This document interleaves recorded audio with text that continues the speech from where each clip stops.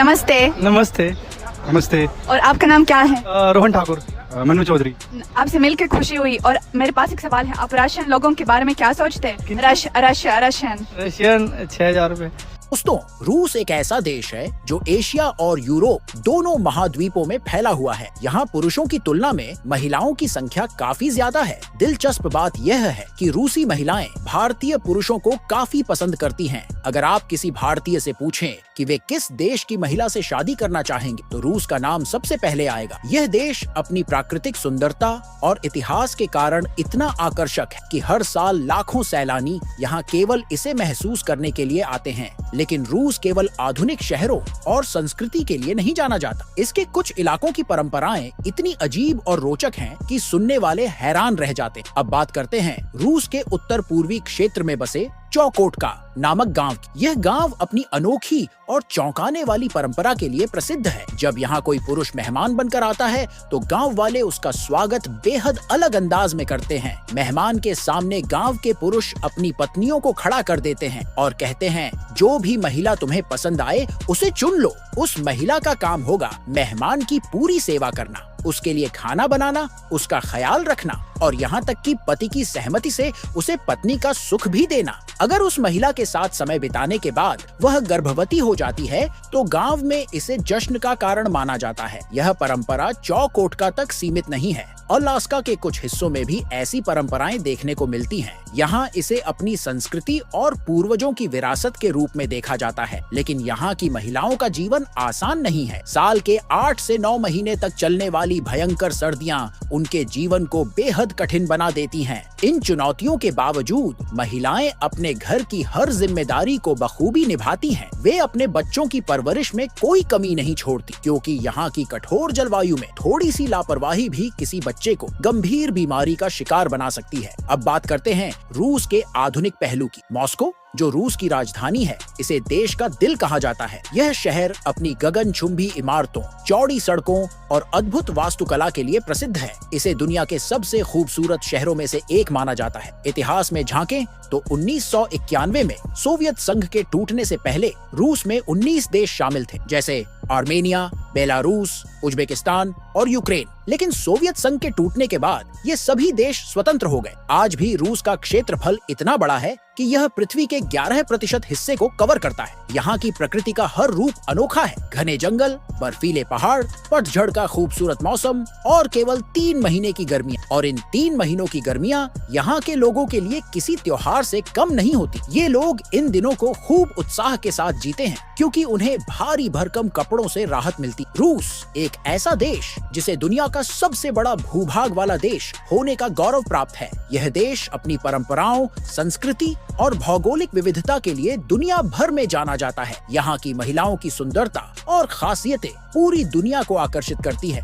और उनमें इंडियन पुरुषों के प्रति एक खास लगाव देखा जाता है। दिलचस्प बात यह है कि कई भारतीय पुरुष जो रूस घूमने गए थे, उनकी मुलाकात ऐसी रूसी महिलाओं से हुई जो उनसे शादी करने की इच्छा रखती थी। आज भी ऐसे कई भारतीय पुरुष हैं जिन्होंने रूसी महिलाओं से शादी की है और यह रिश्ता दोनों संस्कृतियों के बीच की कड़ी बन गया है। रूस की भौगोलिक विविधता इसे और खास बनाती है। यहाँ का क्षेत्र इतना विशाल है कि एक ही समय में देश के एक हिस्से में दिन होता है तो दूसरे हिस्से में रात। इसकी वजह है रूस में मौजूद 11 टाइम जोन। यह दुनिया का अकेला देश है जहां एक समय पर 11 अलग अलग टाइम होते हैं। यह तथ्य इसे और भी अनोखा बनाता है। रूसी महिलाएं न केवल अपनी खूबसूरती के लिए जानी जाती हैं, बल्कि अपने आत्मविश्वास और बिजनेस स्किल्स के लिए भी प्रसिद्ध हैं। ये महिलाएं थाईलैंड, वियतनाम और भारत जैसे देशों में बिजनेस के सिलसिले में जाती हैं। इन्हें दुनिया की सबसे खूबसूरत महिलाओं में शुमार किया जाता है। उनके सुनहरे बाल, दूध जैसे सफेद रंग और आकर्षक व्यक्तित्व उन्हें और खास बनाते हैं। रूस इतना विशाल है कि अगर आप इसके एक कोने से यात्रा शुरू करें और दूसरे कोने तक पहुँचे तो इसमें पूरे 7 दिन लग जाएंगे। इसके साइबेरिया क्षेत्र की बात करें तो यह इतना बड़ा है कि इसमें 4 भारत समा सकते हैं। हालांकि यहाँ की प्राकृतिक कठिनाइयों के चलते साइबेरिया में आबादी बहुत कम है। यह क्षेत्र ज्यादातर बर्फीले पहाड़ों और घने जंगलों से ढका हुआ है। अब बात करें मॉस्को की, जो रूस की राजधानी है। यह शहर अपनी नाइट लाइफ के लिए विश्व प्रसिद्ध है। चाहे रात के 2 बजे हो या कोई खास मौका, मॉस्को की सड़कों पर जिंदगी कभी थमती नहीं। यहाँ के लोग पार्टी करना, करना, घूमना और जश्न मनाना बहुत पसंद करते हैं। मॉस्को की गगनचुंबी इमारतें और चौड़ी सड़कों को देखकर कोई भी मोहित हो सकता है। रूस की परंपराओं की बात करें तो रूसी लोग टैटू बनवाने और बालों को रंगने जैसी चीजों को पसंद नहीं करते। उनकी पहली पसंद ब्लैक ड्रेस होती है, जो उनकी सुंदरता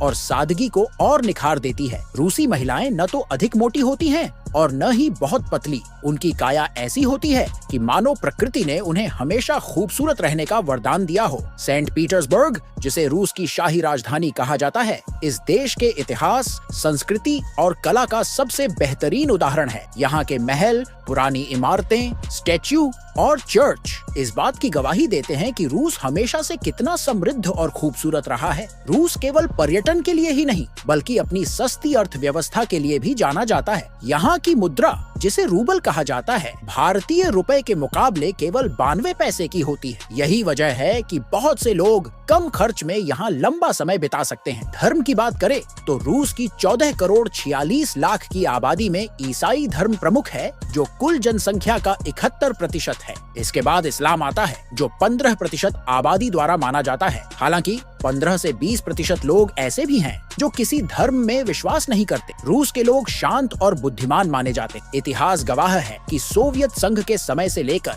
अब तक रूस ने 31 नोबेल पुरस्कार जीते हैं। इनमें से 1962 में लीवलैंडर ने पीस के लिए नोबेल पुरस्कार जीता था और 1987 में जोसेफ ब्रॉड्स ने लिटरेचर में यह खिताब अपने नाम किया था। अब बात करें रूस की स्पेस एजेंसी की, तो 1957 में रूस ने दुनिया का पहला सैटेलाइट स्पुतनिक 1 अंतरिक्ष में भेजा। केवल 4 साल बाद 1961 में रूस ने पूरी दुनिया को चौंका दिया जब यूरी गागरिन अंतरिक्ष में जाने वाले पहले व्यक्ति बने। उन्होंने पृथ्वी का चक्कर लगाकर इतिहास रचा। यह उपलब्धि रूस को अंतरिक्ष अनुसंधान के क्षेत्र में अग्रणी बनाती। रूस के सुदूर इलाके में बसा ओयमाकोन गांव, जिसे ठंडे पानी की जगह भी कहते हैं, पृथ्वी की सबसे ठंडी आबाद जगह है। यहाँ का तापमान 60 डिग्री सेल्सियस से 28 डिग्री सेल्सियस तक गिर जाता है। आप कल्पना कर सकते हैं कि इतनी ठंड में जीना कितना चुनौतीपूर्ण होगा। साल के 10 महीने यहाँ सिर्फ बर्फबारी होती है और तापमान हमेशा 0 से नीचे रहता है। ओयमाकोन के लोग ठंड से बचने के लिए लगातार काम करते हैं ताकि उनके शरीर की गर्माहट बनी रहे। यहाँ की सड़कें बर्फ की मोटी चादर से ढकी रहती हैं। पेड़ों पर बर्फ जमकर उन्हें सफेद कर देती और घरों की छतें तो बर्फ से पूरी तरह ढक जाती है। तेज बर्फीली हवाएं इस मुश्किल माहौल को और कठोर बना देती हैं।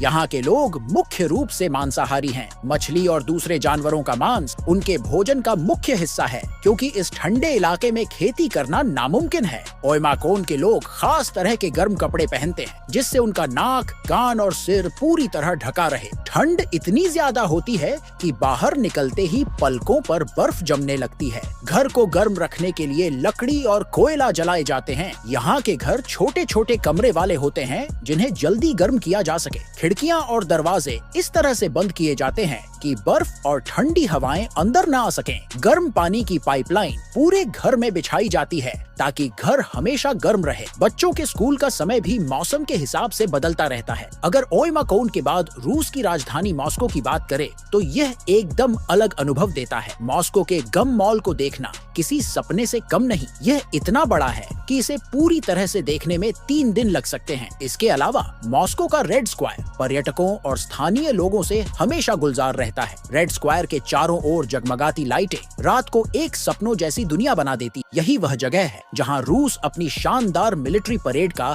आयोजन करता है। यहाँ का सेंट बेसिल कैथेड्रल, जो 460 साल पुराना है, मॉस्को की शान है। इसे 1555 से 1661 के बीच इवान टेरेबल ने बनवाया था। इस चर्च की सबसे खास बात है कि इसमें कोई भी सीधी रेखा नहीं है। इसके गुंबद अलग अलग रंग और आकार के हैं, जो इसे और भी खूबसूरत बनाते हैं। रूस में एक बेहद अनोखा कानून है, जिसके तहत गंदी गाड़ी को सड़क पर चलाने की इजाजत नहीं है। अगर कोई गाड़ी गंदी हो तो उसका मालिक जुर्माना भरने के लिए तैयार रहे। यही वजह है कि रूस की सड़कों पर सभी गाड़ियां हमेशा चमचमाती नजर आती हैं। रूस का राष्ट्रीय व्यंजन है पेलमेनी। यह मांस के कीमे से भरा हुआ एक प्रकार का पकवान है जिसे पास्ता जैसी छोटी रोटियों में भरकर बनाया जाता है। इसे मक्खन या सूप के साथ खाया जाता है। रूस की कोस्ट लाइन दुनिया की सबसे लंबी समुद्री सीमा है जो करीब 37,300 किलोमीटर तक फैली हुई है। यह बरंट सागर, चुक्ची ओशन, पैसिफिक महासागर, जापान सागर, काला सागर